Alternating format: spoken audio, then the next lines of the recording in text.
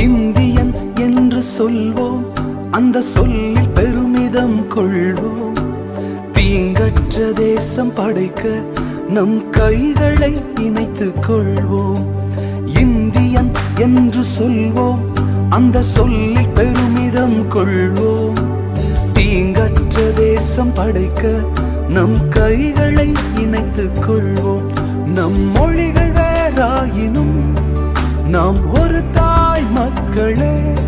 நம் நிறங்கள் வேறாயினும் நம்மில் வேற்றுமை இல்லையே. நம் மொழிகள் வேறாயினும் நாம் ஒரு தாய் மக்களே. நம் நிறங்கள் வேறாயினும் நம்மில் வேற்றுமை இல்லையே.